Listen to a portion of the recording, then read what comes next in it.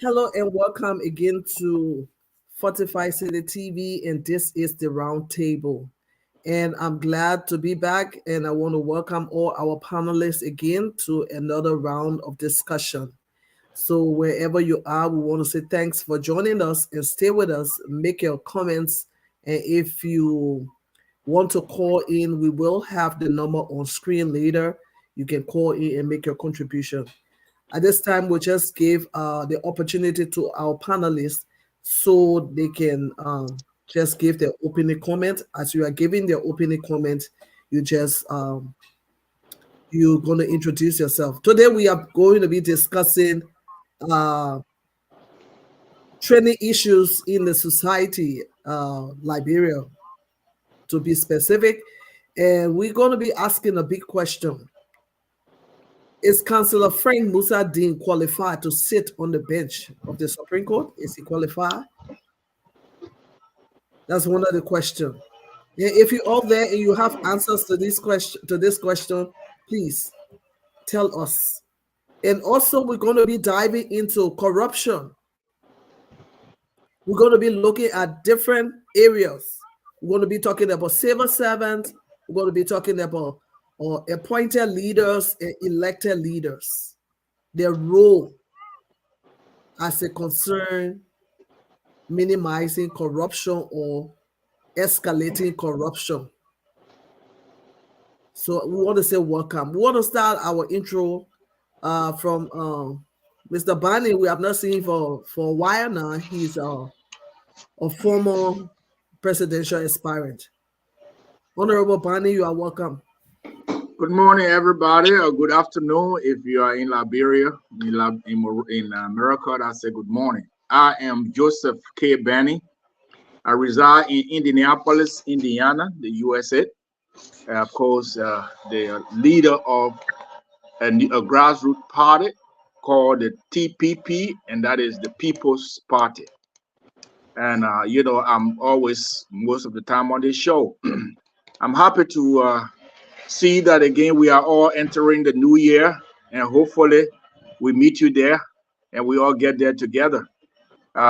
Thank you for the opportunity, and I hope that today we will have a dialogue of common ground. Thank you. Thank you, Honorable Barney. Mr. Cannibal. My name is G. Made Cannibal. I was born in the Republic of Liberia, born in Grand Bassa County. I came to the United States from the Capitol building. I worked there in one of the lowest capacities, so don't quote me on it. But the thing here is I'm a Liberian, and I've been residing in the United States since 1982, and I focus my attention on Liberian politics. And I don't know all, but I think I know a little bit to be able to discuss issues affecting our nation. Thank you, Mr. Cannibal. Mr. Jones is also a former presidential aspirant. Welcome. Thank you. So I'm Chuchu Alex Jones, and I run the movement to make Liberia better. Currently, it's a think tank and a pressure group to hold leaders accountable and bring about development in Liberia. Thank you for having me. Thank you. Well, the first question here on our table is Councillor Frank Musa Dean. The question here is he qualified to sit on the bench? You know, we have been hearing all kinds of stories, all kinds of news, and we all know that the president, made his intention known as a concern, Mr. Dean and Councillor Dean. So we want to know from which background, that makes him qualified to sit on the bench, because we have heard all that, almost everything that is going on as it concerns his work as a justice minister. Is it based on his work? Is it from his track record? What qualifies him to sit on that bench? So we want to start the discussion. We'll start with Honorable Barney. You are welcome. Well, thank you for the opportunity once again.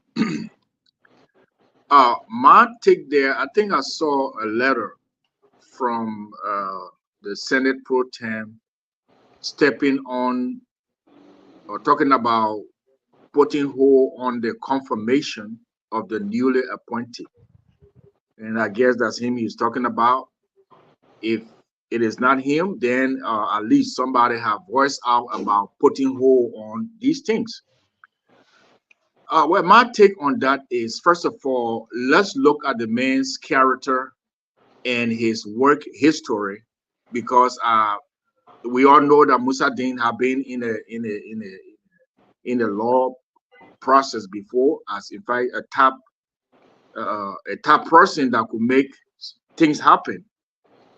And looking at the history of the past 6 years, how that lawlessness was the call of the day in Liberia, especially so not just breaking common law, but taking lives, innocent lives, not just common people, but for political reasons. And as one working in the Justice Department in a hierarchy, I would have expected Musa Dean to take actions. But if we look at most of these evil that went on in Liberia, especially this killing of the auditors, and people just get missing, you know, the boys, women raped and things, and nothing being coming out. Especially when seditionists could get out in the streets literally and beat up students, you know, hurt them, in fact, threaten them, and yet there's no justice. How can this man go on the bench and think he will be able to talk for the government against a corrupt man in the system he worked into? I think that would be the question that the Liberian people should answer. What credibility does Musa Dean have that we can put him on the bench to protect our constitution? I mean, there's no credibility. So, in my opinion, this man should not be confirmed. Thank you, Honorable Bani. Mr. Jones. Yeah, you know, as I was listening, I was thinking also, what record do the Senate have over the last 6 years, 12 years, to even be in the Senate? If Liberia is insecure today or impoverished, I don't think it was just a matter of the Weah administration or the justice minister. It's a matter of the whole system. You have a slew of corrupt, incapable people elected into offices. It would be hypocritical for you to elect and say, all right, let's check Musa Dean history. Of course, he's a failure. Of course, he's a disgrace to Liberia or even education. But you can say the same thing about Joseph Boyka. You can say the same thing about Jeremiah Combs. You can say the same thing about Fonati Kofa. So I don't think we should select. My view is Liberia is a failed state, and our whole state needs to be rebirthed. It needs to start clearly, squarely, setting up a new constitution, reorganizing the system, because targeting one useless, corrupt politician, whether he goes on the bench or he doesn't go on the bench, the issue here, Liberia will still be poor, people will still suffer, you'll still have dysfunction, people can't even register their business within a reasonable time with all bribery and corruption. So, the thing is I'm beyond that point. Mr. Jones, we are putting Mr. Dean under the microscope. Let's deal with Mr. Dean first before we go to any other person. Mr. Dean or anybody else who has served in government. Looking at the time he served, looking at the cases that went before him, looking at his interaction, his response, and everything else concerning the justice system. This is what we are talking about. Yeah, but the justice system is not just the Minister of Justice. The justice system incorporate he was there. but give me a chance. Let me lay. He Give was me a put chance. Let me for a lay. specific purpose. Yeah, Let me lay. yeah. You are asking for impractical answer to say that We will come the back to justice system. Hold on. The yeah. justice system in Liberia. Okay, so you want a quick and simple answer. Do I think Mr. Dean? No, go ahead. We want you to give, But your let me give my question and my view. Let me give my answer and my view, and then okay. you can take it wherever way you want to take it. If you're asking me, should Mr. Dean be justice minister or sit on the bench or any other of the current corrupt and useless Liberian official, my answer is no. End of story. If should Boyka be president of Liberia, my answer is no. Okay, should Jeremiah Combs? So that's the answer you want to Okay, hear, and no, that's my answer. not But a direct answer like that. The question here is he qualified? We are looking Yeah, at his track yeah, record. if let's you're keep talking it We are about first. looking at his qualification, hold on now. experience. If you're talking about Yeah. qualification, But he's an not only attorney. that, no, not only that, as in the job he does, is he able to deliver? But So none of them based have done any on good based job, and that's what I'm based telling you. has he done a good job? Nobody who have served.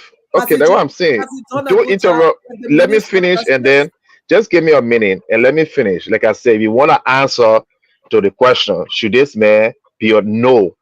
Should any of the people who are elected or who are served should be in any governing, even a town in Liberia? The answer is emphatically no. They're useless and they're corrupt. And that's just not Mr. Dean. That's Mr. Boyka, Joe, what you call Jeremiah Combs, Foneti Kofa, Musa Bilede. They are all useless. So there's nothing more to that. Liberia will continue to suffer because of these people, because we are foolish people who will keep electing the same people. Okay, the justice system is just not Mr. Dean. You have judges in Liberia where before you even go to court, you got to carry a bribe. You got Senate Judiciary Committee headed by what his name? This guy who was banned from United States. Help me there with a name from Kidman County.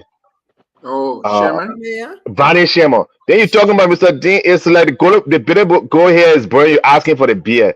He's just a product of the useless politician. Let us stop wasting our time and let us just face the reality. Whether he goes there, the ones that he replacing, are they any better? The justices in Liberia. Thank you, Mr. Jones. We'll come back to you. Let's go to Mr. Carnival. You want to respond to the question that is Councillor Frank Musa Dean, is he qualified to sit on the bench? Absolutely no, because the constitution under which Musa Dean served, he has violated time and time again. Musa Dean, if you look at his position in the WIA administration, Musa Dean is the highest law enforcer in our country. When they relate to his position as justice minister, he's the Attorney General. Let's switch it around. In America, he's the Attorney General for Liberia. And all of the security apparatus and all of the security or all of the police, the immigration, all of the security apparatus work underneath Musa Dean. Musa Dean had the last word as the Minister of Justice in the Republic of Liberia, the biggest law enforcer in our country. But the key there is patience. Corruption have engulfed our country from the time Liberia was switched from the Green Coast all the way to the time the settlers came in and constitution was put in office in Liberia, and there was a so-called Western government put in place in Liberia. Musa Dean, number one, Musa Dean had what they call an ethical cloud hanging over him. What I mean by that is, number one, Musa Dean was there when Princess Cooper got killed. There was no major inquiry that took place in Monrovia. The next thing there is Musa Dean was in Monrovia when 4 government auditors got killed. There have been no inquiry into that investigation. Not only that, but time and time again, people have gotten killed in the country under George Weah's watch while Musa Dean served as a justice minister in our country. And there was nothing done to actually bring about real investigation to try to put those investigations to rest. My brother lamented that Musa Dean was justice minister when the children in Liberia got missing. See, Moses, according to the report, took people's children, and up to today, those people are still grieving over the loss of their children. And then because Joseph Boaga is about to take office in Monrovia, and we're hearing that there will be an inquiry into the handling of the 6 years of the WIA administration, where Musa Dean sat in Monrovia and allowed for Jefferson Kochi, a common mayor of the city of Monrovia. Not to say that the mayor's office was not something that we have to respect. I respect the mayor's office in Monrovia. But there have been arbitrary killing by accusation against the mayor of the city of Monrovia, and people, it's not a hidden thing. People know about it. And Musa Dean sat there, and there was no inquiry into the various crimes that were committed on their watch. So what made him to be better now to be justice minister? And I think I concur with the my two other panelists, that Musa Dean is unqualified to be any dog catcher in the country. Mr. Cannibal, let's look at this. What qualifies a person to sit on the bench? What qualifies a person is, if you look at the dissent. If Musa Dean is a lawyer, if you look at the dissent that a person writes, in the first place, let me give you a case in point. When Judge Sotomayor was appointed by Obama in this country, they look at all of her writing on the bench from the lower courts. The key there is, it's not how much school you go to. It's about how you come down on the judiciary side of things as it relates to the job you've done in the country as a lawyer in Liberia, more especially. On the other hand, we say curriculum vitae, your actual curriculum vitae of all of your things that you did as an employee of the Liberian government. From the time you became a lawyer and started working for the Liberian government or in the private sector, look at all those records. Musa Dean doesn't have a leg to stand on when it comes to those records. So, of course, I want to see the record. It's not just going to law school that we have to look at to put a man in office in Liberia. We have to look at the man's record. We have to look at, in the first place, Liberia have been very complacent. My brother talked about, Chichi talked about the fact that Fonati Kofa is a case in point there in Monrovia, where he became a deputy speaker, and they are fighting now for him to become speaker in Monrovia.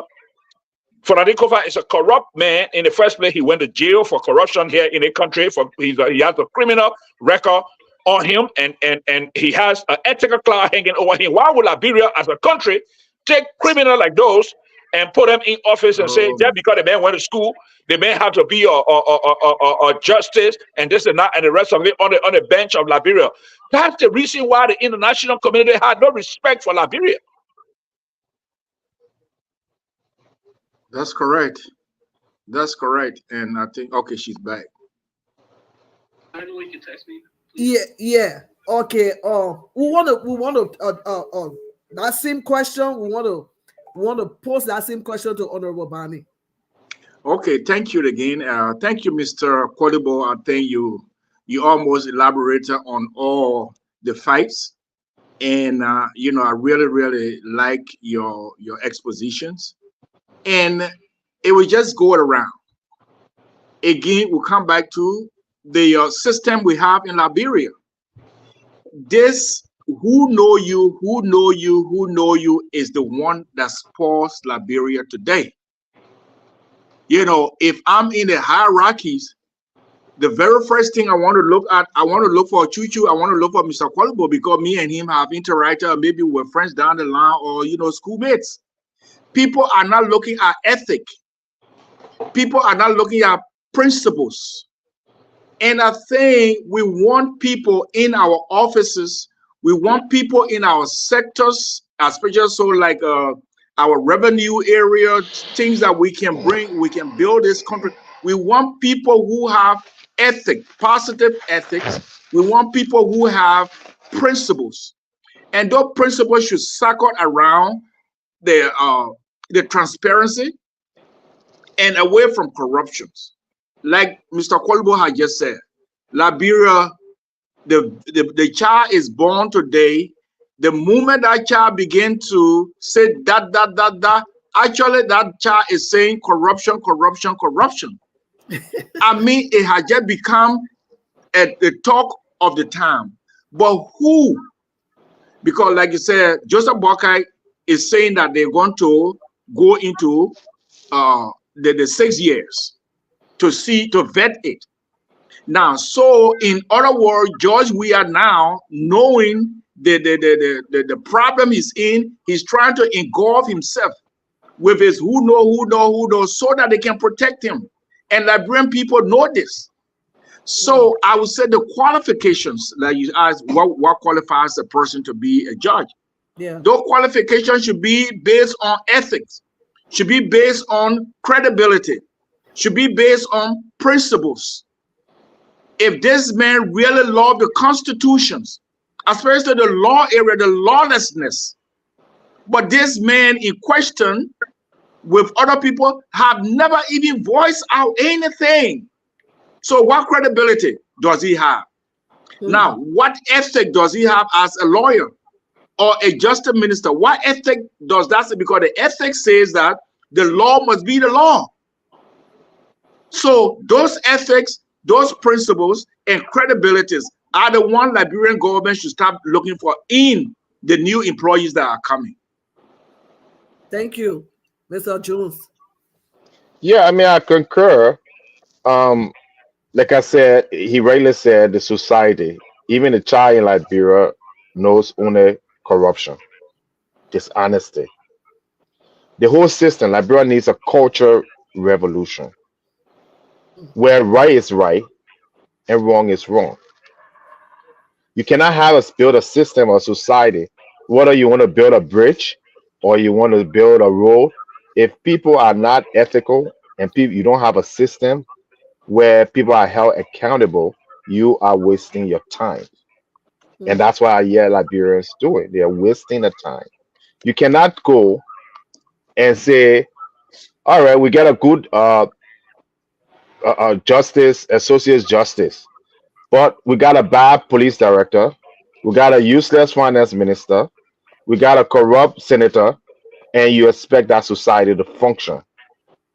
Every fabric, all the people who are in government today or who have served in government, there has not been one individual who have come out with impressively to perform the job and have had some degree of self-respect. These people act like they are not human beings. Practical things. Okay? A job here that eighth grader can do, they have not been able to do that. You say if auditors die, okay, and the justice minister did not investigate or call inquiry. That's why you have a senate and a representative. They can summon him. Okay. So the blame here cannot be on one. You elected a man like George Weah, like I said, who can run Cllr. Then you want a result of somebody like, who is capable.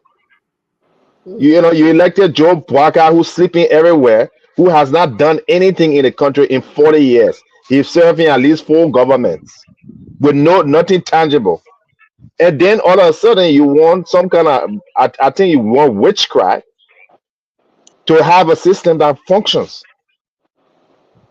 So that's our problem. You have to look at the entire structure and say, first of all, none of these people should even go anywhere near any public office. They've all abused their power. They've all underperformed.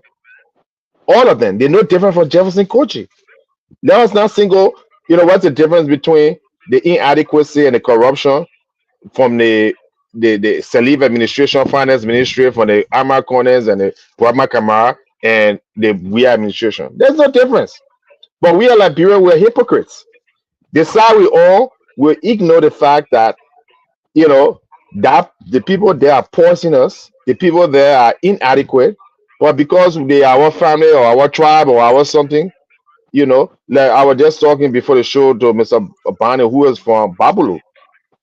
Yes, a man who done nothing for his county. In 12 years' time, serving in multiple developmental positions, plenty in economics, Minister of Finance Development. Few months before election, he hasn't even lived there. Okay, he takes No, his corrupt money, goes there. He takes his he was not corrupt living in money. Baku. Yes, exactly. You from there. He takes his corrupt money that he stole, and he goes there and create a few rules, and all of a sudden, he becomes now the savior. I don't blame him. I blame y'all. I blame us, the Liberian people, because we continue to be used by these people. You have a man who's in the country, people just got burned. Okay, your senators and representatives, they go to Ghana for treatment. They don't build clinics and burn units and all these things in the country. Accidents are going to happen everywhere. You can't. It's inevitable. That's why people have medical facilities. They have emergency facilities. But your Joseph Boga will get on a plane and come to America for his treatment. But your man, your pa in your county will die in a hospital with all generator. But you turn around and you elect this Joseph Boga man so he can come to America. He can send his children to America in school and pay tens of thousands.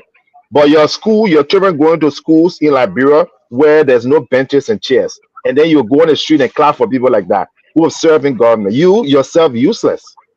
That's why I don't feel sorry for Liberian people anymore. You got what you deserve and you continue to get it. When I see a man like Joseph Boakai, my stomach crush, because what country in the world would take a useless politician who for 40 years have done absolutely nothing, being paid, even a role in for his house, but not Okay. even maintain. Thank you, Would Mr. take that Jones. kind of man and call him somebody who come and rescue him, sleeping everywhere around the place. And then you got hope. You're delusional. Like everybody, you're delusional or crazy. Okay, Because Mr. Bruce, let's hold you there for a little bit. Okay, I want to look at, there's a letter that the Honorable Milton Tiaje, right? Wrote. He wrote the Senate Pro Tem. And in this letter, he said, let me read the reasons. He gave reasons why they should hold on to the confirmation of the Associate Justice designate, Right. Musa Dean. And the first reason he gives here is that, let me read that reason. He said that the current Associate Justice, Joseph N. Nangbe, has not resigned, voluntarily exited his position in keeping with the Constitution, Title 7, that new judiciary law and other applicable laws of Liberia. Thus, there is no vacancy on the bench of the Honorable Supreme Court of Liberia. So this is why he said there's no vacancy. How come can the president then be appointing people to the bench when there's no vacancy? What is happening? This is the overrunning of the Constitution without any redress. This man has been doing from the beginning. And like Chuchu have said, if you get a man a cookies today, tomorrow he want a bigger biscuit. If you give him a biscuit, he want a hamburger. They give George Weah the role to break the law and get away with it. So if there is no vacancy, why you want to force somebody in the seat? This man, that's the judge. They overrunning our constitution and with no redress. And this man is the master of breaking the law, Musa Dean. That's why they want to put him there. Okay, Mr. Kadibo, let me ask you this question. We have heard his reason. So if we have heard this reason, why would they put hold? Why can't they just trash the whole? The first thing is what is taking place in Liberia is what they call, in law, they call it judiciary travesty. It's judiciary travesty, patient, because if you look at George Weah, who know nothing, George Weah, he know how to spell his own George Weah name before I can say he know anything. When you look at Milton Tiaje, I know Milton Tiaje very well. Milton Tiaje is a very smart guy. But the key there is Chuchu have been making some points, and these points are valid points. George Weah and other people, let's look at the law that governs Liberia. The law that governed Liberia was broken to number nonsense by George Weah then. There is something in politics they call political sandbagging.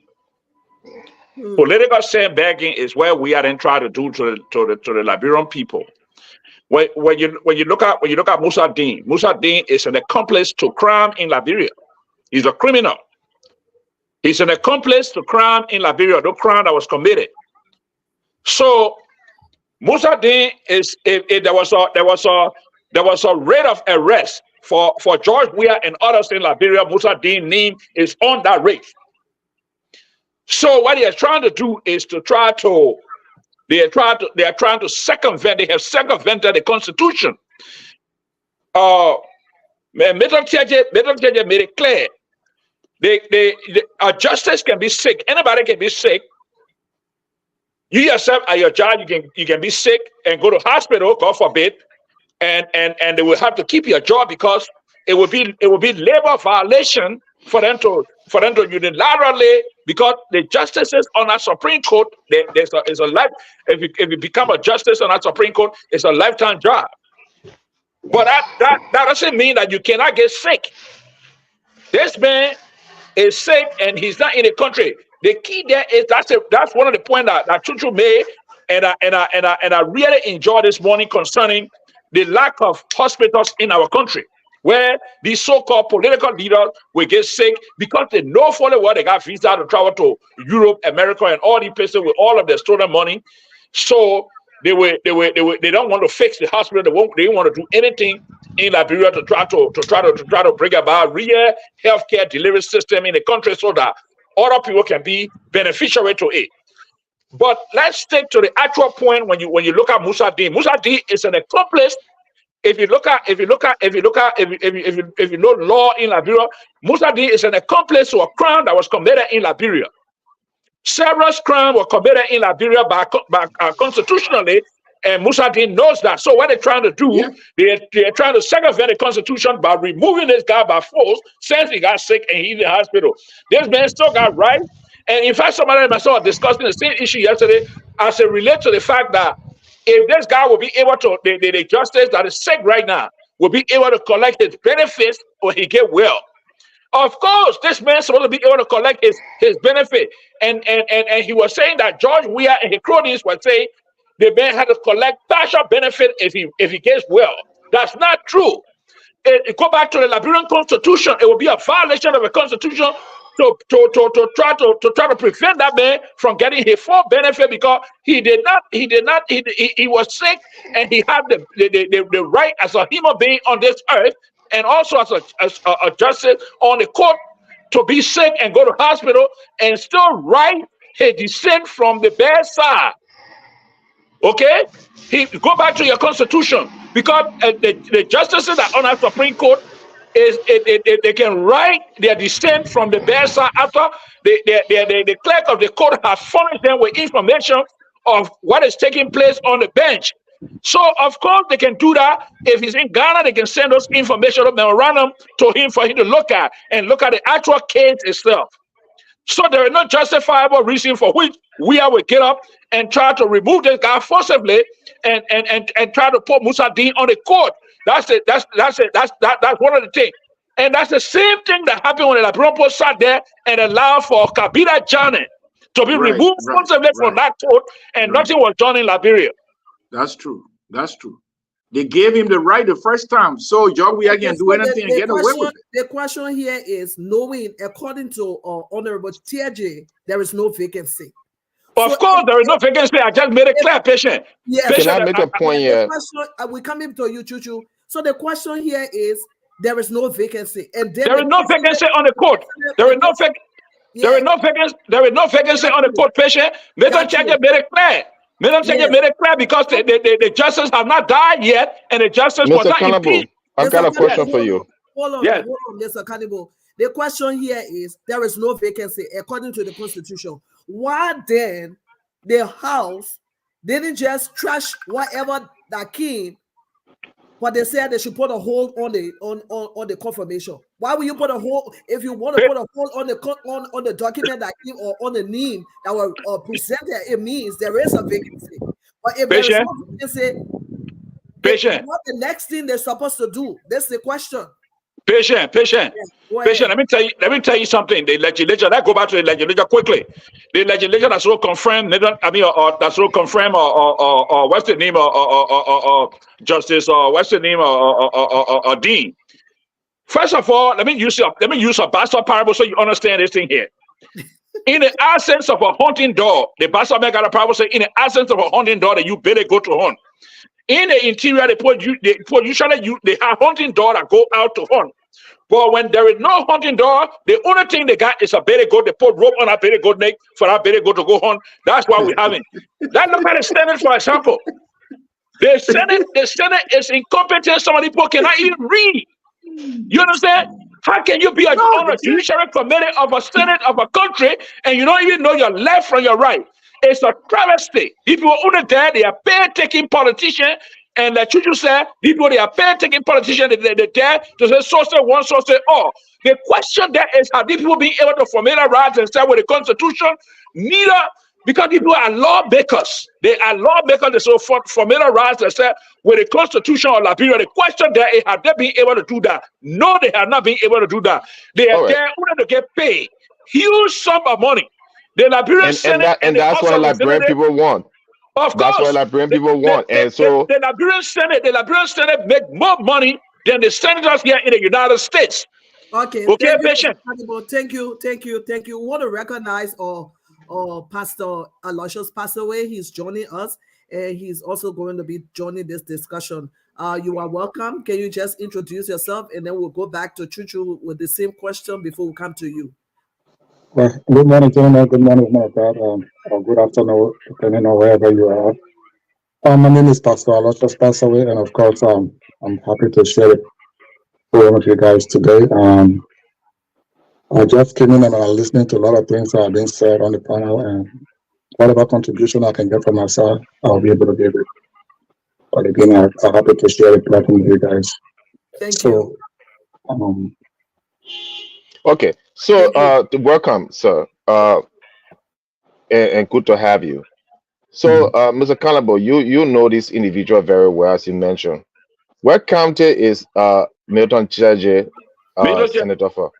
Milton Cheje comes from, I think from, he's a crew member, I don't know as whether he's okay. from Southeastern. Okay. Milton Cheje needs to shut his mouth. He's another useless man. He's been in Senate for how long? Go to Sano County. That now he can write? When all of the travesty and injustices were happening in Liberia, when all the corruption, when all the brown envelope, look, we should not make people heroes, who are the problem. These people are just playing political games. That's what they're there for. People like Milton Cheje should not even be talking. You should not. These people in a real society, they're criminals. They've taken from the Liberian people. 250,000 people died in Liberia in cold blood for people like Milton Cheje and Dean and we are to come and make a mockery of the people, and then we'll sit here and be praising some of these people. People like Darius DeLong. Go to the counties. I didn't praise nobody. I'm not referring that to you, but a lot of Liberians do. Praising people like Joseph Boyka. We are all on our minds. Let's be real here. Go to Sano County. They even got one good hospital in Sano County. The pay that the Milton Cheje is making is enough to build 5 hospitals in Sano County. If people that anyway has probably slipper to wear, but he will be coming in. So all of them are the same. Show me one Liberian government official in the past 20 years that had even shown one depth of competence. So, like I said, Musa Dean is not just the problem. Joy, we are not just the problem. Ellie Johnson sit there and talk about a park that less than $250,000 when this government has had just in revenue, all right, over $3 billion. If you do 500 million times 6, $3 billion they collected in the last 6 years. and then they sit there in a park that the Emiratis built, and they say the accomplishment in Liberia. What's wrong with you people? Thank you, Mr. Jones. Let's hear from Pastor Aloysius. Yeah, I came in the middle of the discussion, and but before it's going on, is it my take on the whole thing, gentlemen and women of God? My question is, with all the brilliant suggestions we're making, and what is the way forward? This is one of the things I've been really struggling, because we're very good at having the kind of forums, having the discussions, but what is the way forward? What is the alternative? It is one thing for us to sit this panel and criticize and say all kinds of things, but how do we move forward? If I can take a crack at your question, it's very simple. It's very simple. The Liberian people have had enough, and they need to revolt against the corrupt leaders. They need to boycott the corrupt leaders. Hold on. They need to make sure that no government officials get even a car to ride. When Liberians get to that point where they stop making these people as some kind of royalties, while they live in poverty, while they live in ignorance, and these people are parading with money. They take the same money that the government, that they embezzle from government to come and buy votes. When Liberian people boycott them and make them walk the streets like everybody else, that's what they did in China. So how are we going to get to that point? We're going to get to the point. The point is, you can't stop taking side. You can't say, oh, I like Boyka, but I don't like Weah. I like Ellen, but I don't like Jefferson Kochi. They all are the same. And because we take side, because we are so partial and deceitful, so the people are confused. The thing is, all Liberian government officials, when Ellen Johnson, Salif, all of them down, they're no different from Jefferson Kochi. They get there, they embezzle tens or if not millions of dollars. They send all their children, they travel to America. So when you see we are going to watch football game, what Ellen was doing, she will come here for her grandchildren graduation on Liberian expense. So why one person can do it is okay. Her son took the oil company, bankrupted it, got paid. American received bribes, thousands of dollars publicly. And we sit there and we'll go and say, yeah, the man helping us. Liberian people got enough qualified people, they got enough educated people to run the government. We don't need any of them. This is exactly my point. So where are the qualified and educated people? Where are they? They are silenced because when you have criminals do not go out there and elect the policeman to be the mayor or to be the leader. The reason why I asked this question, the woman of God were having she myself were having a discussion yesterday. And I said, somebody need, no, it's a good discussion. I like the question he's asking. The very good question. Somebody need to create the awareness, because if, like you're saying, Liberian people need to revolt. Revolt. How many times have we not revolted in Liberia? And we have not really revolted. What we've done is we've taken one group. Listen, we like I said, a cultural revolution, meaning a cultural shift. Not jumping behind Henry Costa or jumping behind Joe Boyka, they're not revolting. What I'm saying is you need the people themselves, that what we're doing, need to understand that every last individual who has served in government has become a criminal and an enemy of the state. They should not. That's where we should start from. Okay, let's hear from Honorable Bani. Go ahead. Okay, Pastor, thank you for that unequivocal questions, and I think I can give some way forward. Again, like you just said, you just coming in. I'm Joseph Bani. I live in Indianapolis, Indiana. I'm the leader for a grassroots party called the People's Party, TPP. Now, gentlemen, what I did on my platform as a political leader in a party, this is what I said. I said, if TPP will become president today, what I would do, I will have this government of inclusive. That's what Joseph Boyka is trying to do. But we always leave the people out. We don't have any representation of the people, the common people. So what I would do was to form a people council. And what the people council would do, if I, the president, would appoint Musa Dean to the bench Before Musa Dean goes for confirmation, he goes through the People's Council. And the People Council will comprise of each representative, a representative for each of the 15 counties, a man and a woman. I don't care how large it is. We will sponsor that. Let the people vet their leaders, because what Liberians are looking at here, they are just looking at the man. We send him there, and he gets for common people. But that man is serving the whole of Liberia. So let the people, the common people, have their counsel and be able to come back to me, Mr. President. Musa Dean is the man we want. Or let him vet. Honorable Bani, before we get to that point, the reason why I asked the question, where are the qualified people? Because the problem with Liberia is this: we all are in our corners. Nobody shows up. The only time we want to be politicians is when we have few months to elections. If we have these qualified people, where are they? How are they introducing this is what I'm saying to because show if you that only wait until elections time for us to start putting we don't know you. So the criminals are there that have been there all throughout, and the criminals are the people are used to. And Pastor, let me be honest with you, Pastor. No, the reality here is the democratic process in Liberia is corrupt. You're not going to get the democratic process in Liberia itself, including the Constitution. It was fashioned in a corrupt fashion where only people, the criminals who are already in power, gets to decide, gets to have the resources. For instance, let me give you an example. In an election, in a democratic election, every candidate is supposed to be given a public platform, right? So the people can hear everybody and make a decision, right? The LBS, the National Broadcast System, or any real media. In Liberia, like you said, Joseph Bonny ran, and I was an aspirant. I was willing. I've tried to reach to every Liberian.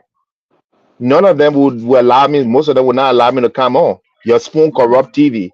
Why? Let me learn. No, but you see, we got to make know who we are, Pastor. It's the thing here the is qualified people are there, but they don't give them the platform. You asking why do we always show up during the time of election? We do not. No, we do not only show up during election. Patient, if I may. Can you okay? No, the man is asking a legitimate question. Get a chance to answer the question. You conclude your just 1 minute. Conclude. Yeah, just a minute. It won't be. I don't take too much time. Okay, I'm sure you're an intelligent man. You are ethical man from what I've seen and what I'm hearing you doing. Okay, you should be on almost every platform. If people don't hear you, they will not be able to know you're intelligent, you're ethical. And so is Mr. Bonny, and so is Pastor Patient, and so am I. The press in Liberia, okay, is one of the most corrupt entities you can find in the whole entire world. The Liberian newspapers, the Liberian press. They are the one who fuels the corrupt people. They are the one who made people like Edwin Snow and people like Jeremiah Cohn and people like Joseph Boaga popular. So that's where you start from. You start from giving an audience. If you want to, so we've been talking. I've ran the movement to make Liberia better for almost 4 years now. So I just started because election. I'm not doing this because the election or running for anything. So we're talking. We have a chat room. We have discussion. We interact. But the press in Liberia, the correct press, they focus on Liberia. The Spoon TV that pay a politician like Joseph Boaga. How can you have a press paying a candidate, supporting a candidate, and then you now as a person who say, oh, you want Liberia to be a developed country, you want to stop corruption? That's corruption in the first place. So Joseph Boaga now seems to be the only person in Liberia who the people want, when the people never had a chance to even decide. So you start from there, and the press in Liberia, if you get a press like this where anybody can come on and nobody will be there to counter to anyone, then you will see all these people I'm telling you. Then you will hear ideas to move Liberia forward. You will hear like one of the things that Mr. Bonny was saying. So these ideas are there. The papers have been written. They're there, but they've been suppressed by the corrupt media. If I may, patient. Thank you, Alex. Thank you, Okay. Mr. Cannibal. Quick. Yeah, come on. One of the things I want you to do is to try to keep the time, patient. Keep the time. The 2 minutes. The 2 minutes time. And let me just address the pastor point that he just made. The pastor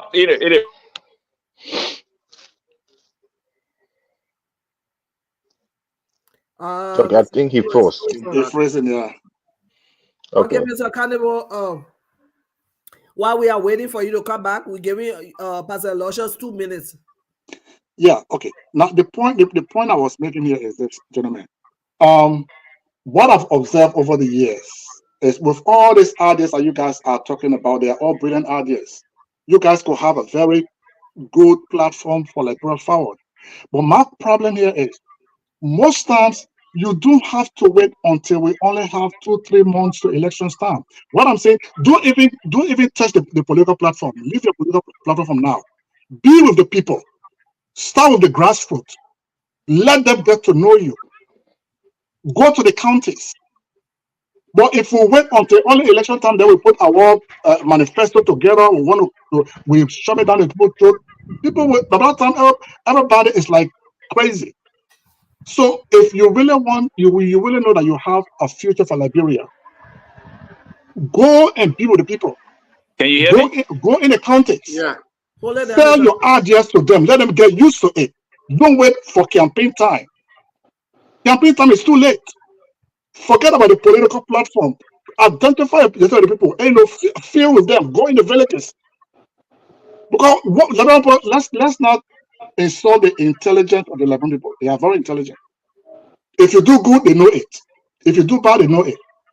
Okay. I want to believe if you will go and stay with the people and introduce yourself, trust me, I don't care who will come and to brainwash them, they will not be brainwashed. Thank you, Mr. Pass away. Mr. Bani, you were saying something. Your 2 minutes. No, Mr. Cannibal, you mean? No, Bani was saying something. Oh yeah, Mr. Cannibal. Sorry. Patient. Let me say something here. I think the religious people in Liberia bear most of the responsibility as well for some of these things, and I'm not trying to beat up on my brother here. No, because go ahead. They think there is the religious people have dropped the ball the same way. We can talk about the press, we can talk about all the different entities that's supposed to be able to guide Liberia to a better destination. In the first place, when you look at the press system, let me take a case in point. When you look at the press system broke down when Samuel Doe died in Liberia. All of the equipments and the press system were looted. Today, people are just picking up their own phone and doing what the Liberian people call half or do. But the key there is the religious leaders. The religious leader in Liberia they bear most of the responsibility. I say that because if you look at people like Bishop Winger, I know Bishop Winger very well from the AGM church. Bishop Winger and other people, even the Muslim leaders in the country, they are corrupt, and because of the corrupt system, those people are supposed to have moral authority to be able to put Liberia to where Liberia is supposed to be. I gave you a case in point. A case in point is in Iran. When in 1979, when the Shah of Iran stole all of the money and decided to take all of the money from Iran and loot the country, the mullah came together and said, look, as a leader here, we're going to fix Iran. Look at Iran today. Iran is one of the greatest countries on the face of this earth. And there are many people who are afraid of them because the mullah came together, the religious leader came together, and they said, because we can't allow this country to break down. But today, these holidays that have come, that are here, patient. The religious leader are the bedrock of a nation. And what have they done? There is no church in Liberia whatsoever will get up on a holiday and say the little children in the community, let her try to the money they collect in the church, let her try to buy little food in our community that we operate to try to give people food to eat. That's where you start from. Because the pastor asked the question, where do we start from? So The correct. next thing is, There are the next thing churches, is, Mr. the Cannibal, there next are thing is, churches in there that the for the pastors, community. patient. Let me Mr. learn a Cannibal, little bit. Mr. Cannibal, The there are churches in Liberia that are given to the community. I know patient. That's not only I the think thing. he's talking That's not only that. biolab. That's not only that. That's not only that. Let me learn. We are here to be transparent.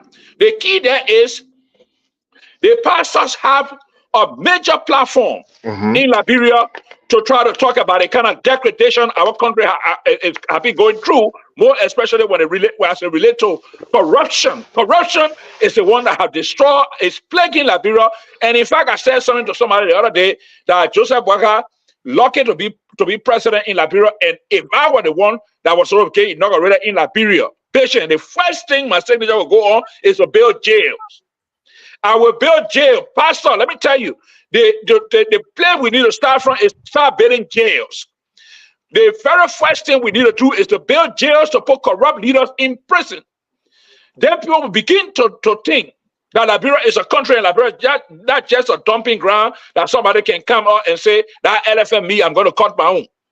And that's where we need to start from. Then people will start backing up and begin to learn something and begin to understand that we're not there joking. I'm not saying this because I want political leadership in Liberia. My leadership in Liberia could be, I have never held position in Liberia and I never worked in government there before.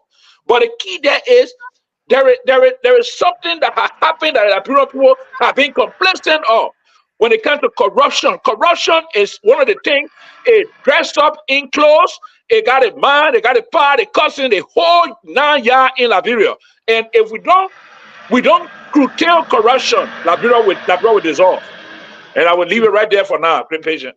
And Okay, I can pick up from right where he ended, and I would thank say you. this.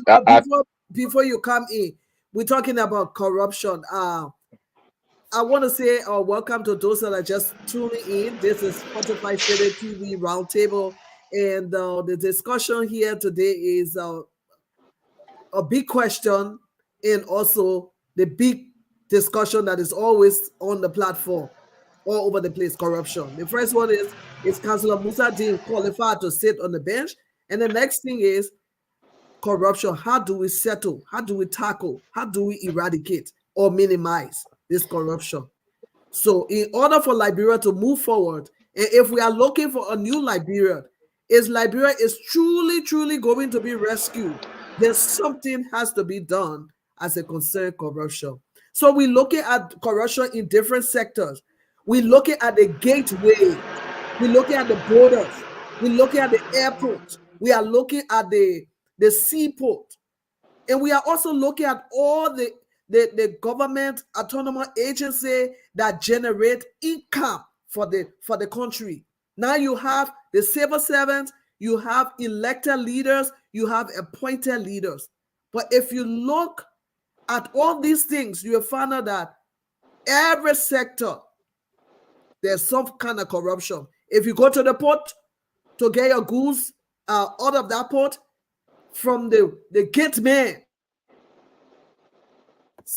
from the gate man, or everywhere you will go to process your paper, you will have to give somebody something. You have to bribe. If you come through the airport, they want something from you. The money that should be going in the government coffers is going in individual pockets. If you go through the borders, the same thing. If you go to Liberian business registry, people are supposed to register the business to bring income into the country. But the income, the revenue is shortchanged. It's going into someone's pocket. How do we tackle this corruption? Starting from the civil servant, going to appointed leaders and elected leaders.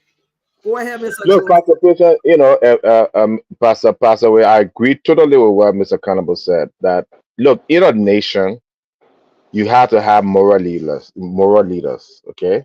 And I don't just say religious leader, because there are people in society that you stand up for what is right. You don't have to be elected.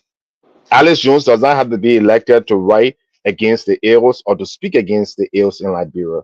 When I see young girls in Liberia, young at 14, 15 years old, have to live as prostitutes, literally, I don't have to be elected officials to say there's something wrong with our society.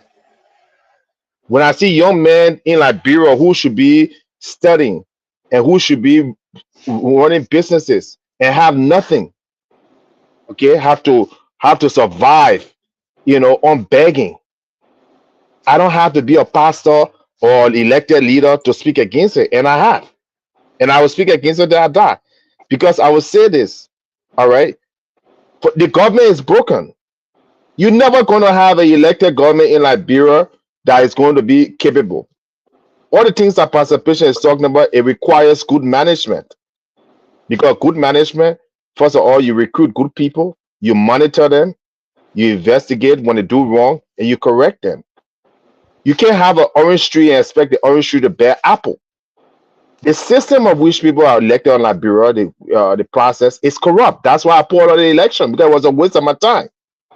You're never going to. If you're a good man, like I said, Mr. Pass away, and you have good ideas. If you don't know Spoon, Waller Spoon, and you're not close to Spoon, Waller Spoon, you're never going to get an audience. Is that not corruption? And why you're not going to get an audience? Because he's in bed with Joseph Boyka. So you get Joseph Boyka not because he's qualified or because he's capable, but because you have a corrupt system. Churches in Liberia, and what Mr. Callumbo was saying is correct. I remember the times a young man when I used to listen to Bishop Michael Francis and Mother Dukley, people who stood up for principle, people who will confront the government. They will not let a corrupt official come into their church and praise them. But what happening today? Go to the Baptist churches. They say Boyka is a pastor. This deacon. This man has been part of the worst corrupt government in the history of Liberia. And you welcome him in your church and you give him front row. You go to hell. You are not preaching about the ills in society. You are there to aggrandize a corrupt and useless politician. Then you wonder why people are suffering in Liberia. People are suffering in Liberia, like I said, the media system, there are no moral leaders. Everybody wants to say what's political correct. So Alex Jones will never get a position in Liberia, and probably will never win election in Liberia because he will speak the truth about your corrupt leaders. I used to be on a station in Liberia. I'm not even going to dignify the name because they're worthless. They are worthless people.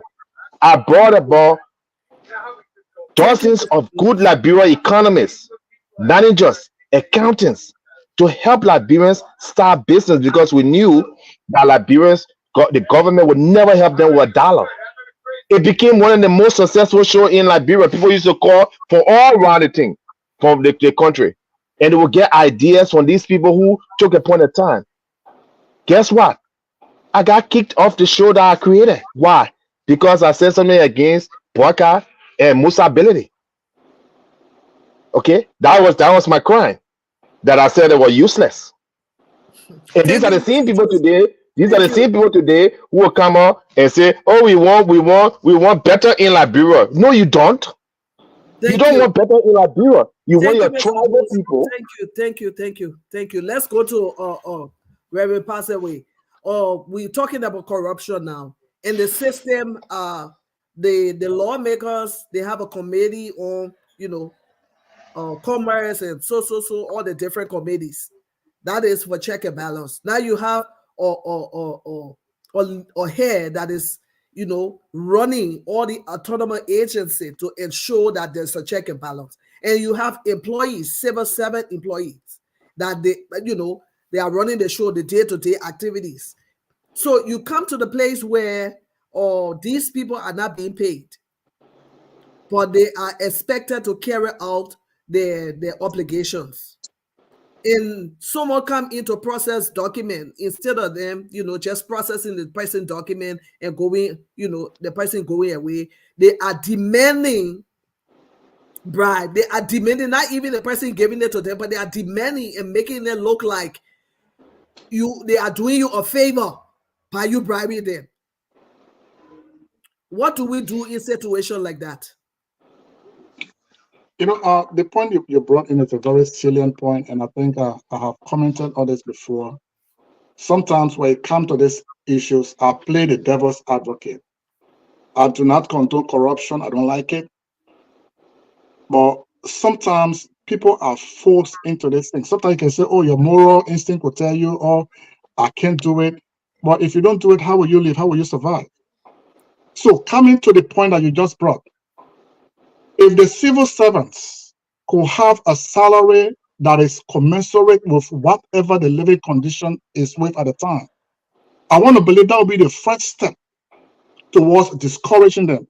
If I am working somewhere and I'm making let me hold you right over there. Let me hold you right over there, Miss pass away. So or salary that commensurate with the qualifications. Okay, so what happened? Not so much the qualification, but the job. living standard of the people. Yeah. So are you saying that this is a justification? What happened to if you can't get that? What happened to you exiting the scene? What happened to you leaving? Okay, now if you exit the scene, how do you expect to live? Your children. So how do you expect to support your children? On the comment or you cannot live? Are you saying people should take What is each time when we talk about this, woman of God, each time we talk about this, I always bring this word the alternative.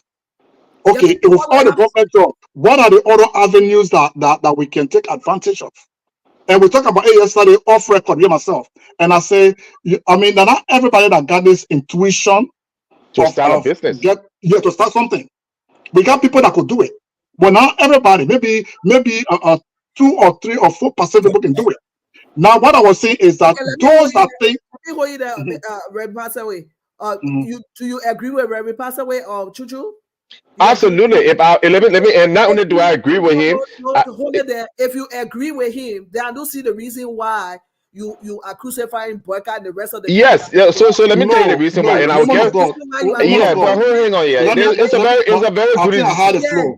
No, you keep the flow. You keep the flow because I see the point. I see where you're going, and where you're going. That's the issue in Liberia. Okay, so we can.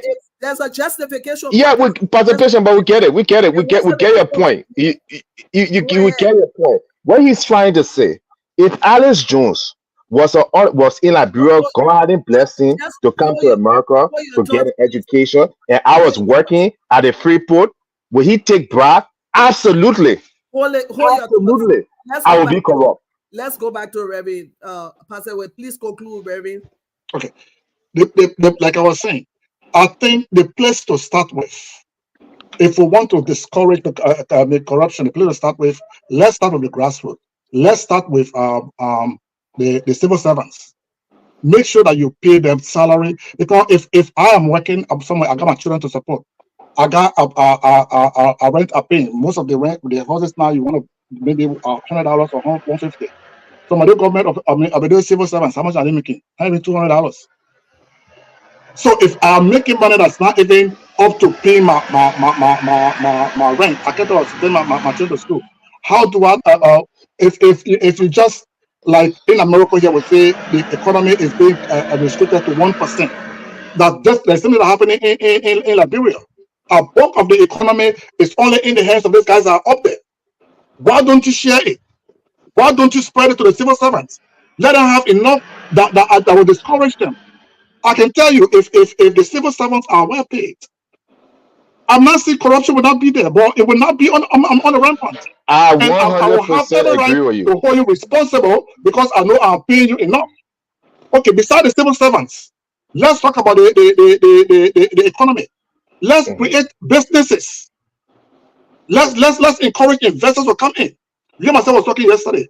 I told you, even the government is not in support of the Liberians. I had a niece of mine that was working somewhere.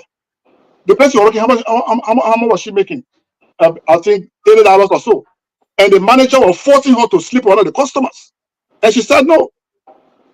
When I told her, I said, well, carry the mail complaint to labor, he said, oh, Uncle, don't worry about it, because you carry it, the same Lebanon mail will take maybe $50 and go to whosoever come in that case will die. So they're not protecting us. Okay. So if I don't want to work for government, I want to do business. What is the atmosphere that's being created? And the government can do this. You can bring in investors.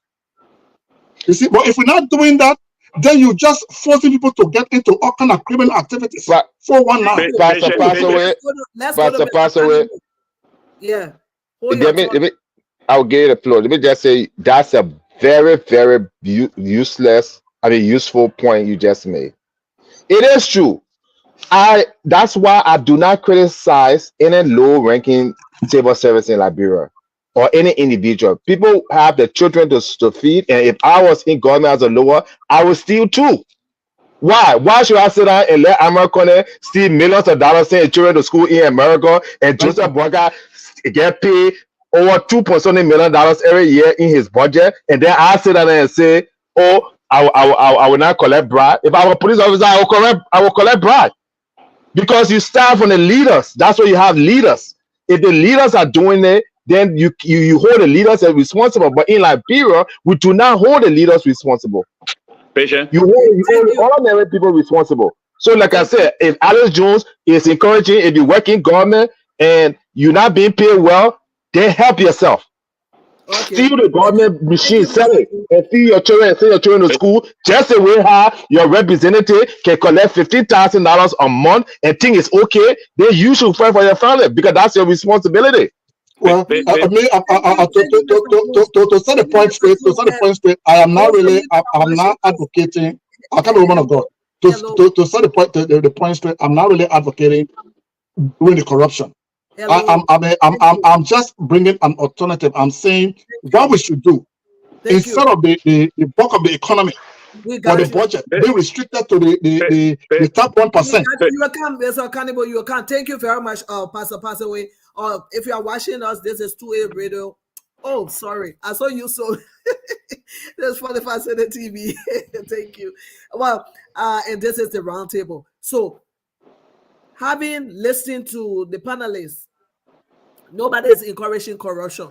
I am, by the low-ranking officials. Your conscience should guide you in the process.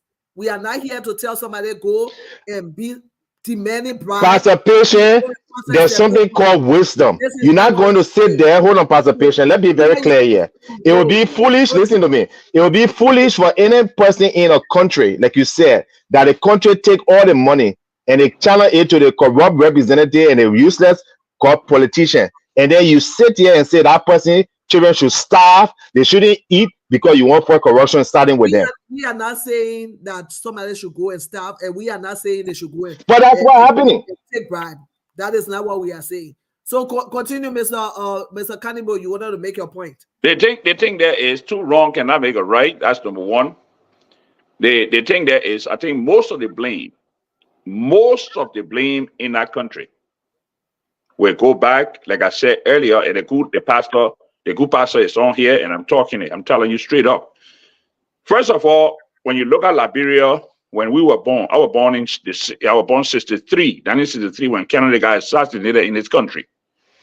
The point there is those days when we were young coming up, they would say, well, you know, when you talk politics in your home, they would say, shut your mouth, because we don't want the president to hear it, and they send people here to come collect all of us. That was President Todd one time. I was born President Todd one time. And today, the political landscape in Liberia have changed, where people have rights. I was in Liberia when Kennedy Roberts he built Daily Observer. And every time they used to jail him, he used to go to jail every time. Somebody used to put him in prison because the guy would write. Journalists are human beings. Even though you have to look at the full size of a story before publishing it, according to journalistic rule. But if you look at what was happening in Liberia, somebody were trying to suppress the press.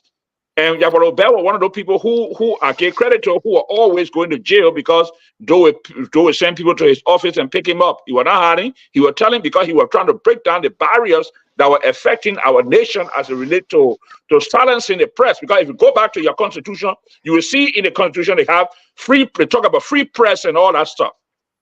The key there is the platform that the religious leaders have in Liberia. It's the platform that I think that they should have been using, because when the war and the kind of destruction that came about in Liberia, more people who became refugees in their own country were depending on the religious leader to bring about calm in the country and try to restore decency in the country. But from the time the war ended, the war subsided, and people begin, all the churches came up in the country, they have not been able to use their bullet pulpit because those churches that their church, they won't build a nation. Church is one of the instruments people use to build a nation. When you look at it, the church leaders in Liberia and the religious leader, Muslim and I don't care who leader it is in Liberia, they have become complacent. They gave a clean slate to the political leaders in the country to destroy Liberia. They are some of the people that need to be held responsible, because if you have that kind of bullet puppet to be able to try to stop the kind of corrupt practices and the kind of genocide that took place in Liberia on a law, then of course I have a problem understanding what kind of God are we praying to. Because if you look at the religious leader, they took more bribe in that country and they continue to take more bribe. When you have people who leave Liberia and use their bullet puppet there to come to America and live on the people, that people who are destitute, they collect money from the people. So now you go to those churches, they will collect about 3 to 4 or tie in a church or maybe an offering. The question is, have those offering benefited the people?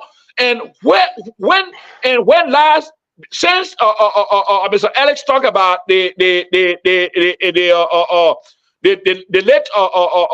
Maraduke and all the people who used Michael Kalakpa Francis and other people who used to speak on behalf of the poor people in the country, when a religious leader like people like Winger and other people has gotten up and spoken against the kind of injustice that have been taking place in Liberia, when did they do that? You see, that's where we need to start from. And not for the religious leader in the country to receive bribe themselves, more especially as it relates to getting the poor people who in the church to collect money and buy car for them, and the same car waste water on the flock or the people of God in that's going to be worshiping in their churches. You see? So that's where the breakdown is. If we start from there, if we start from the religious group in the country to try to restore calm to our country and restore decency to our country, then of course Liberia is headed somewhere. That's where we need to start from. Thank you very much, Mr. Cannibal. Well, you are watching Fortify City TV, and that's our number on the screen, +1 952 201 9287. So if you want to make a contribution via telephone, or you can call us a messenger, that's the number, or you call us on WhatsApp. We have some comments here. We're going to take 1 or 2 of them, and then we'll give our closing statement. And when we get a call, we're going to, hear the caller, what he has to say. Let's start with this gentleman, Amos. Amos say, if the government wants to fight corruption, the servants should be given salaries that match the economic reality of the day. And that was what Pastor Passaway was saying. You want to comment on that before we go to the next one? No, I mean, Yeah, that's look, the fact. look, I think Go ahead. Go ahead. Sorry, go ahead. No, go ahead. Yeah, look, and that's why the platform that I lay off for Liberia, I didn't lay that platform just for me. It's a serious. Hello. It's like if Liberians are serious people, right? Senators, presidents, legislators, ministers should not be making the kind of money they're making in the 7th poor country, a country where senators, their counties, their district is in the Stone Age. That's the first place you start from. And I lay out how I was going to do it.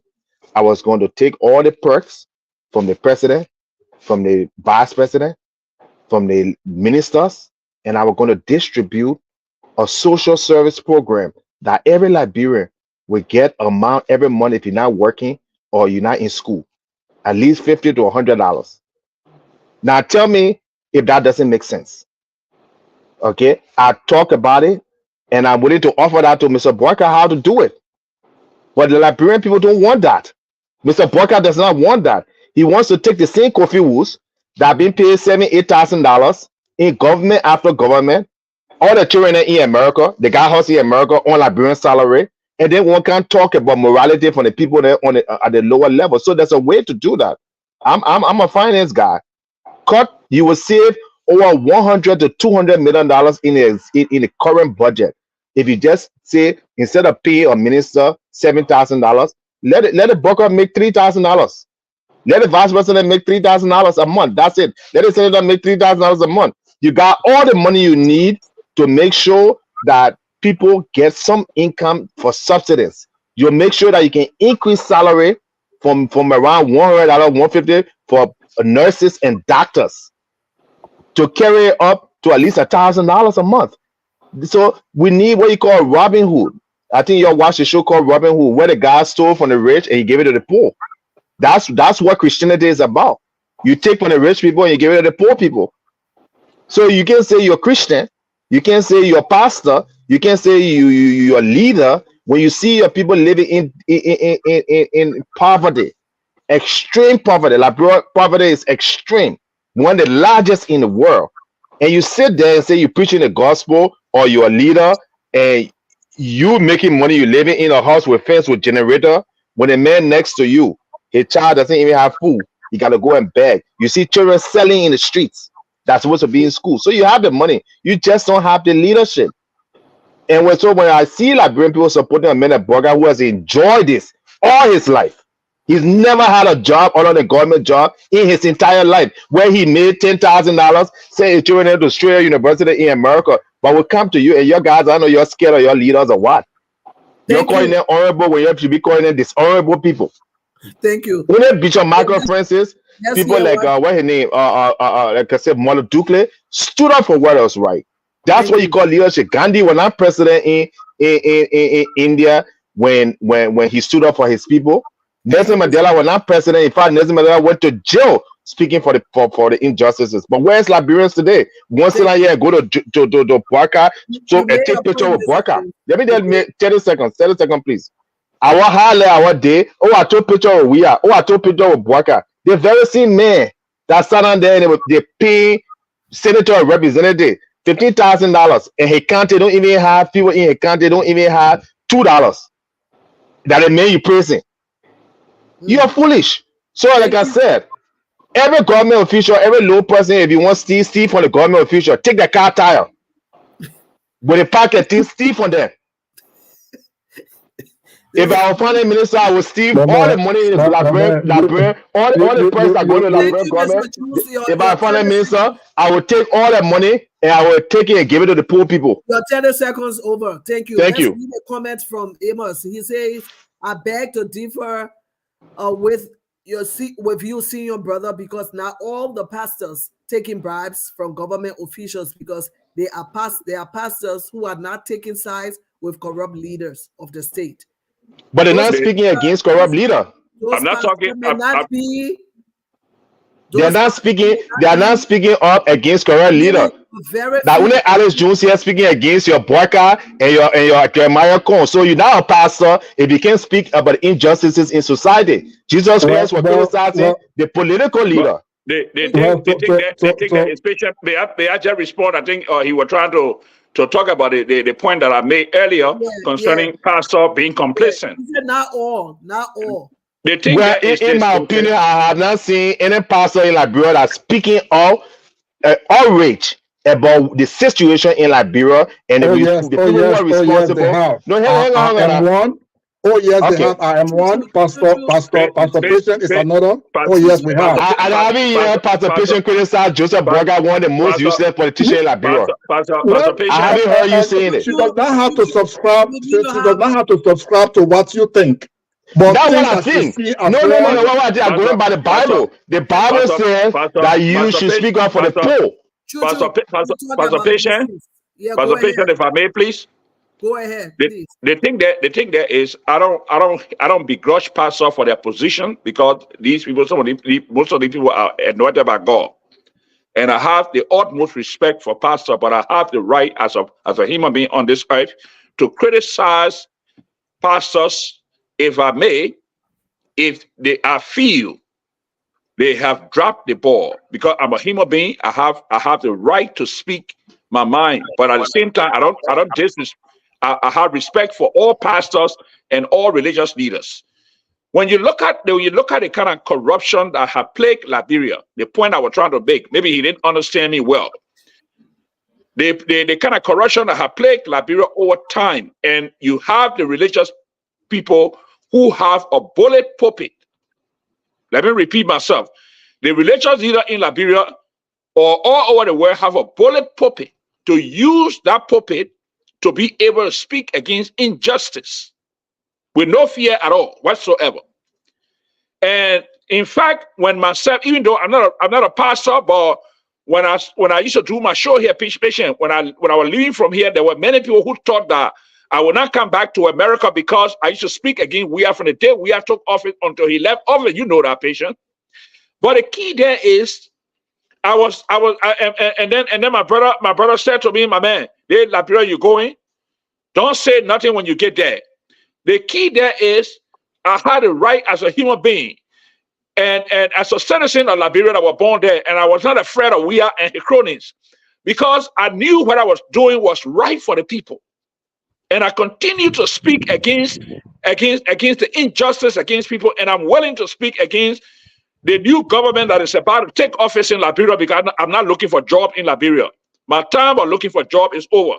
My older brother went to Liberia, and I was his biggest critic in Liberia, Mr. Thomas, who were you? When you were in Liberia, I was criticizing patient, you know that.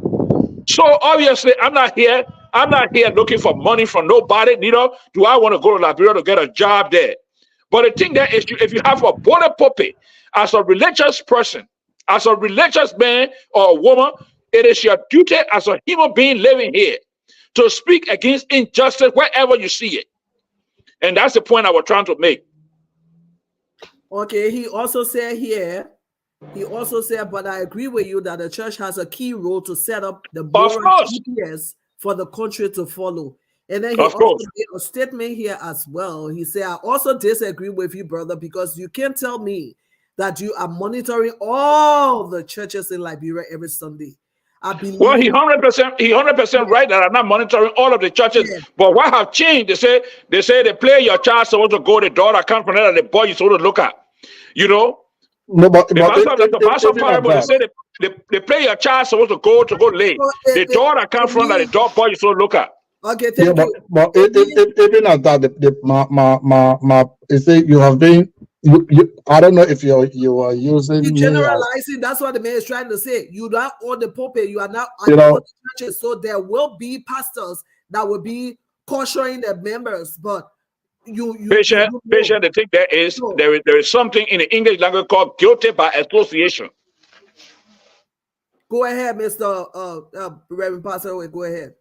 Yeah, the point I was trying to make, is just what the brother in the commentary make reference to. I won't sit down here and say we don't have people within the religious society that are corrupt.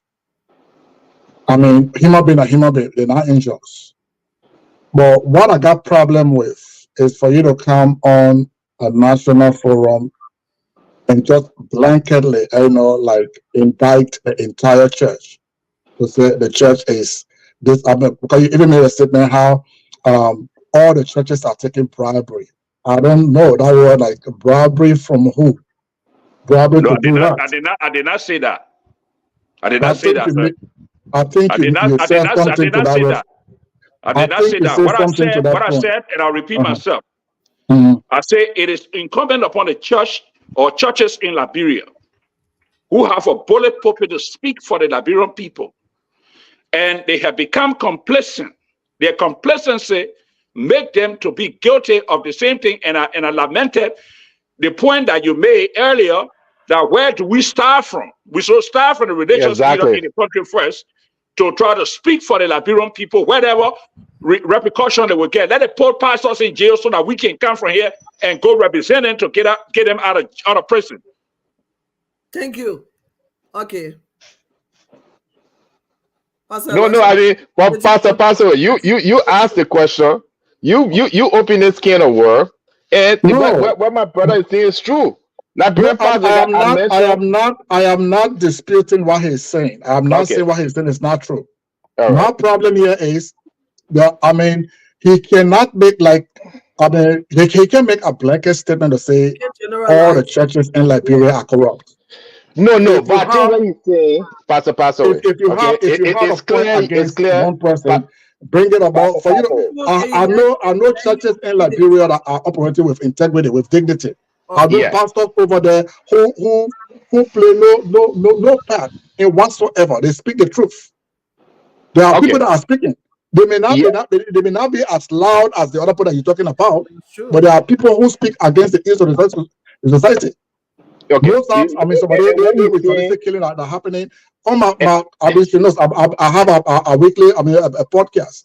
Anytime I have the opportunity, I always caution the church that the church should speak out. okay, so The let me church ask you can a be over question, there. Pastor. I mean, Pastor. Martin Luther King said, he said something. He said, "It is the silence of the few persons that give, clearance to the microphone of the larger people." So if you not say anything and you know it's wrong, you gave the microphone of the criminals to be too loud. Yeah. So, but if you are speaking against it, and I know there are people over there that are speaking against it. So Okay, so when Pastor, we're I got a making question for you. these points, let's be specific and not generalize it to make it look like Okay, the church is corrupt. Pastor, Well, what are your views? before you- What are your views Joe, on before you ask the politicians? question, No, I don't want to ask the pastor a question. Simple, Yeah. very simple question. Okay, we are about to I'm close. sure you're speaking, like I said, when I listen to you here, you seem to be someone who stand up for ethics and morality. Okay, so I want to know, what are your views on a man like Joseph Boakai, who have served in government, in corrupt government, himself have delivered nothing to his people. He's lived off of government. He's promoted the culture of corruption in Liberia because he said his silence. What is your personal view on him? Because I will ask my husband the same question. In what respect? I will say my view about him. As a moral, as a government official and a politician who have had a responsibility, okay, who have served in key positions that I can go and list it. Minister of Agriculture, Vice President. I don't know how to deal with I mean hypotheticals. I want to deal with reality. If I can see something, Joseph Boakai is not somebody that I know personally. No, I'm talking about for his record as That's what I'm Vice President. saying. That's what I'm saying now. He's not somebody that I know personally. Yeah. We are talking just the way how we don't know we are personally, but we can come on and say we are. It's been a disgrace to Liberia. He's been dysfunctional. He served. We don't know Samuel Tua. We don't know Musa Dean personally. But we're sitting now here and we're saying that Musa Dean should not get another position because he did not perform in the current position. So I'm asking you the same question now. In a same critical Joseph Boakai. He's the leader now elected. So let's use the same criteria using on Musa Dean and saying that, do you think that somebody like Joseph Boakai, all right, who has been part of a cabinet, being high of officials, and Liberia has still been useless and corrupt and dysfunctional and poor, what's your view on him as a leader of the country, as a religious leader of your country? What's your view? Again, like I said, I don't know how to pass judgment on somebody based on allegations. Not allegation, on reality, on his work, on his performance.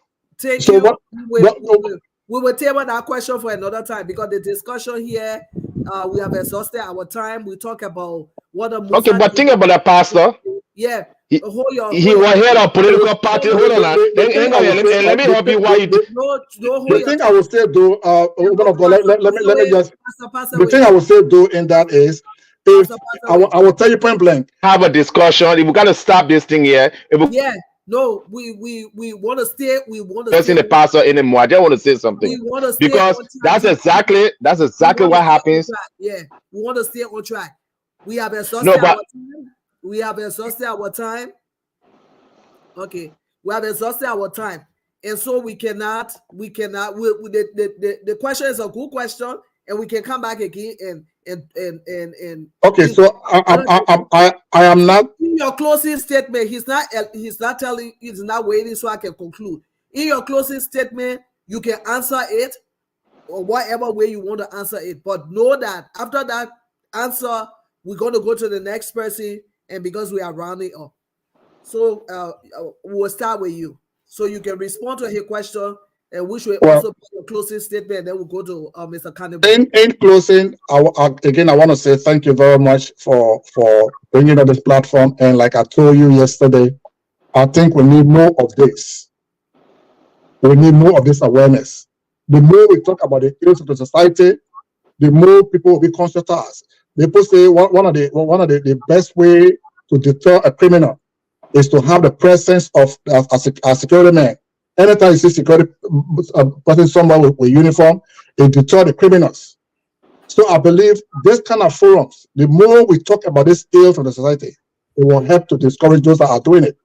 Now, with the like all the points, in my opinion, all the points that are brought in. One, if we want to do something about corruption, we should at least try by all means to do something for the civil servants. We should create the atmosphere where people will be able to do business free and fair. We should create a competition.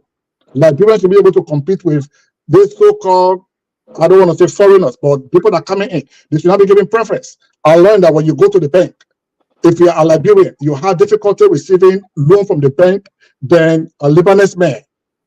So all those things, I know need to be resolved. Now to what Brother Alex said, I may not be able to address his question directly, but one thing I will tell him: if I let you pass away, Joseph Wakai, or whatsoever name you will call, if you do anything wrong, I have no problem making it known. But I don't believe in dealing with hypotheticals, because what you're talking about, I may not know it, so I will not be able to give him my views about Joseph Wakai.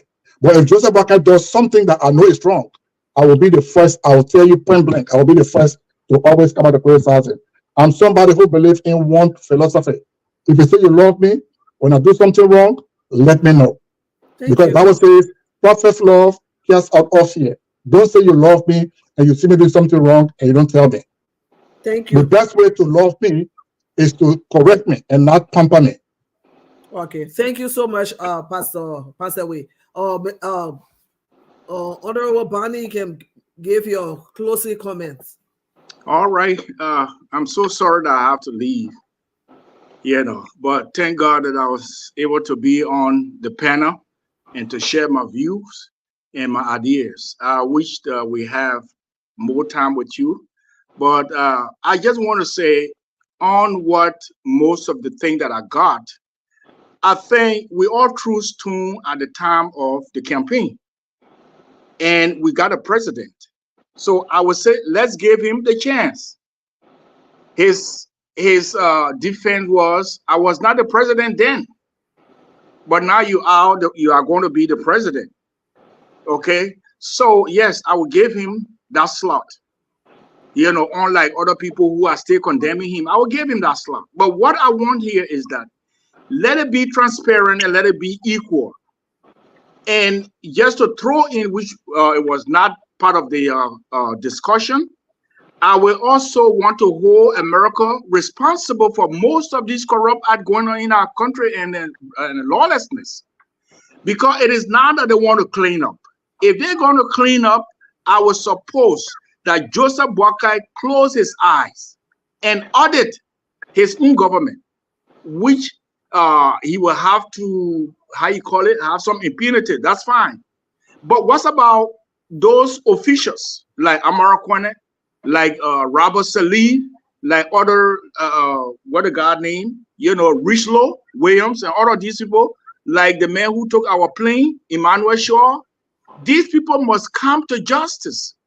And not only the CDCians we should pay attention to, because CDC built built on the foundation that Ellen Johnson Sirleaf built.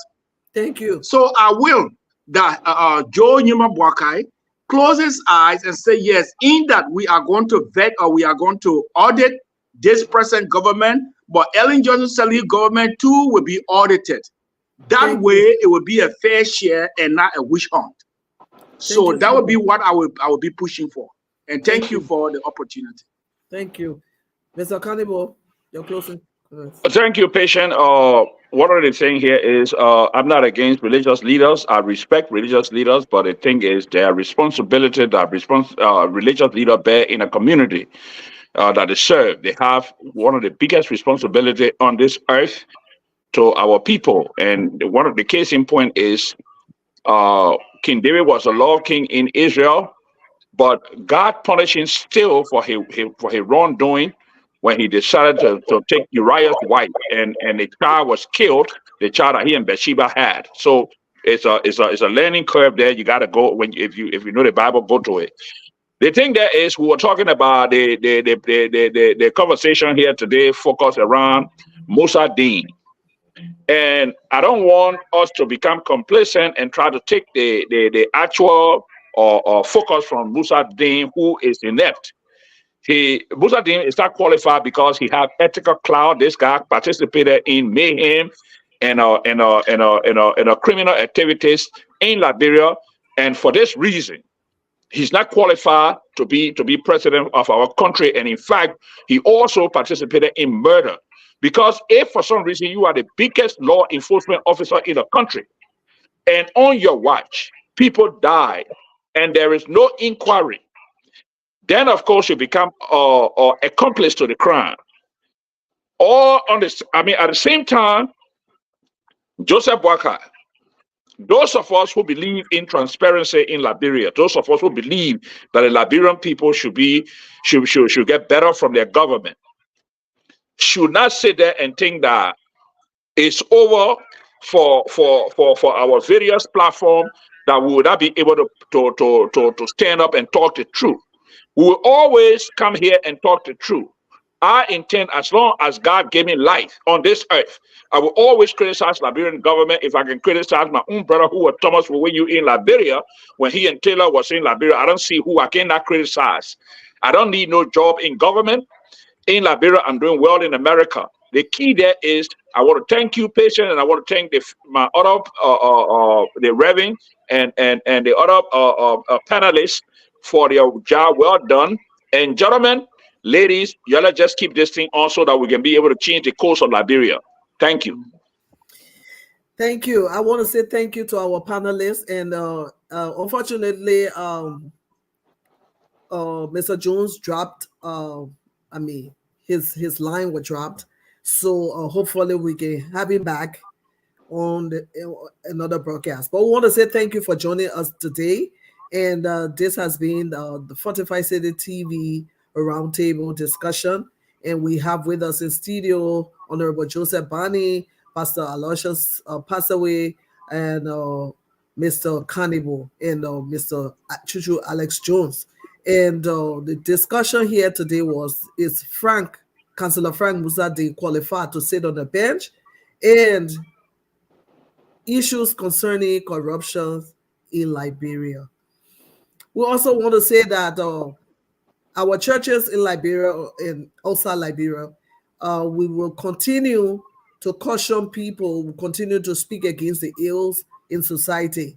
There might be some people, or there might be some other churches that are very silent on the issue, and they are not very vocal, but nevertheless, there are people out there that are advocating for the people. If you are one of those advocating, please continue to do the good job. Yeah. You may not be as loud as we want you to be, or others want you to be, but continue. Little is much. Liberian people can say little is much when God is in it. And the word of God says we should despise not the days of little beginning, because the end will be great. They see you are sowing, it's going to be greater tomorrow. So you are starting small. Keep talking. Later on, your voice will be amplified. Never give up. Never give up as you are advocating for the people. And we on this end, Fortified City TV, we are here to advocate for the people. We are the voice of the people, and we will also amplify the voice of the people. So we might not be vocal in coming out every day and talking about corruption, but of course, we are talking about the issues in the society. Mr. Jones said, have I spoken against Mr. Boakai? Of course, I've spoken against the ills in society. Is he part of it? Has he contributed? If so, of course, then yes, we are speaking against that. And we will continue to speak against whatever it is. And we'll continue to advocate against the abuse of women and children, whether it's domestic violence, whatever kind of violence it is, we will continue to advocate for them.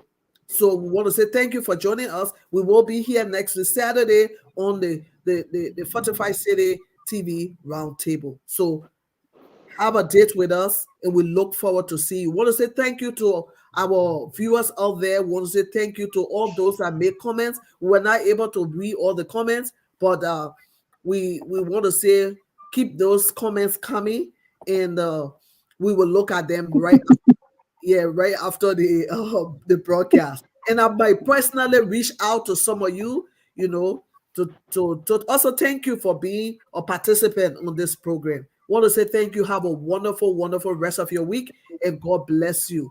Continue. Happy New Year. Yeah, Wow. Happy New Year. Happy New Year. We need to come back here on New Year's Day. Yeah. Yes. About some Yeah, goodies. that's good.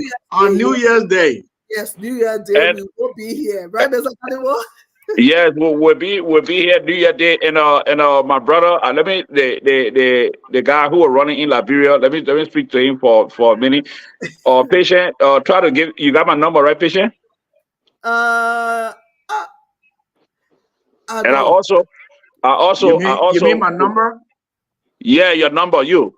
Oh yeah, it's 463. Wait, let me write this down before you you go, know what? Patient. Just text it to me. Okay, I will text it. Text it to me. Yeah, I will text it to you. test it to patient, and then patient will give it to me. Yeah, that's Okay. for you. Text me. Sure. And Revy, your number too. Give it to patient so she can send it to me. Okay. Okay, I'll do that. Thank you so much, gentlemen and ladies. Anyway, it was an honor showing the platform with you guys. I mean, this kind of discussion, like I said, Pastor Patient is like a sister to me. We just connected. She and My man, I, don't take my sister from me. and Please. No, that is not what is happening. Please. Don't take man of God, don't take my sister from me. I love her too much. Mr. Cannibal, No. that is not what is happening. Don't run my husband away, please. God bless you.